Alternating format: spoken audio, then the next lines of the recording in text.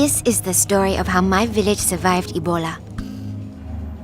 Bats brought the tiny Ebola germs, too small to see, so small, yet so dangerous.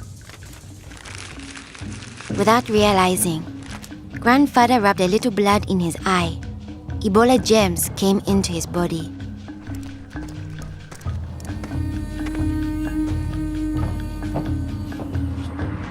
Days went by. Then Grandfather got a terrible fever and weakness. We thought it was malaria, but he was soon much worse. He had vomiting and diarrhea. His fever got even higher. I ran to get the nurse. But Grandfather had already died. I was heartbroken. The nurse thought it might be Ebola, a disease caught from bush meat, but which spreads from person to person. Others in our region had already died of this new disease. Unless we understood the disease and followed their rules, it could spread further and kill many more people. She explained that Ebola was in the body fluids of someone who was sick or had died of Ebola. Their sweat, tears, mucus, saliva, vomit, diarrhea, urine, breast milk, sexual fluids, and blood. When we touch a sick person's body fluids, the Ebola germs can get into small breaks in our skin or into our eyes, nose, or mouth. The Ebola germs spread into our body and make us sick. When somebody dies of Ebola, that body is much more contagious. No one should ever touch the dead body. The nurse advised us to wash our hands with soap and water right away. She contacted the trained burial team to help us bury Grandfather's body safely. The burial team came. They comforted us and explained what they had to do to protect us. The team wore protective clothing that kept them safe from the dangerous germs.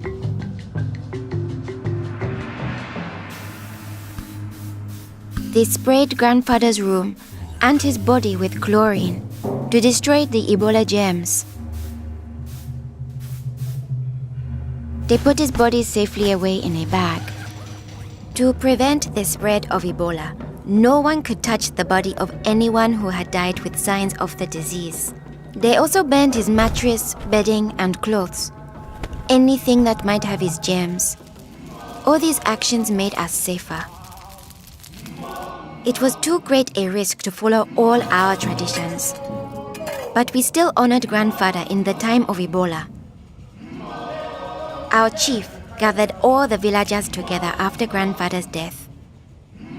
He explained that it's natural for us to fear Ebola, but if we trust in our health workers and follow their rules, we could stop the disease. The nurse explained to us, when a person has symptoms such as fever, don't touch them. Get them to the treatment center right away. They will have the best chance of surviving and they won't spread Ebola. She advised us to wash our hands with soap and water many times a day. The whole village agreed to follow these rules. Since we all had close contact with Grandfather, we were at risk of getting Ebola.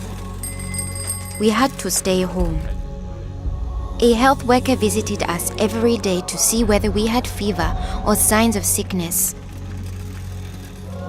We would show signs within 21 days if we had Ebola.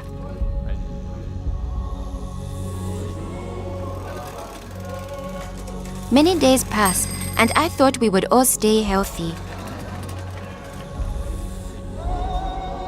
But one morning, I found my mother burning with fever.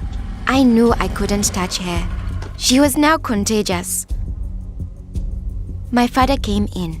He told me he was taking my mother away to our uncle's house in the nearby village. He was afraid to take her to the treatment center, afraid he'd never see her again. I knew I had to stop them. I was young, but I stood up to both of them. I told them if this could be Ebola, she must go to the treatment center right away. We needed to trust in our health workers to save her, save ourselves, and save our village. I saw in their faces that they understood.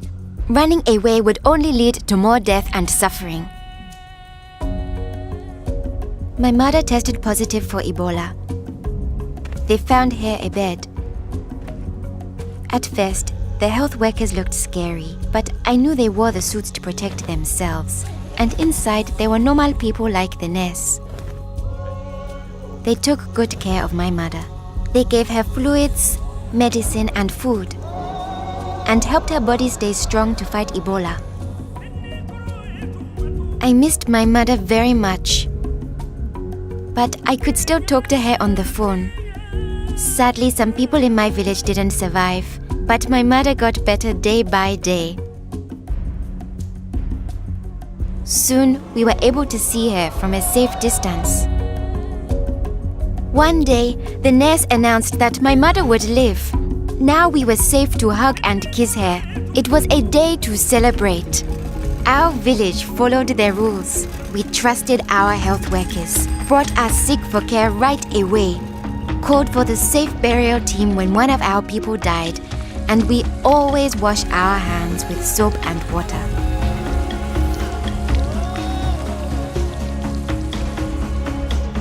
Our village survived Ebola. Yours can too.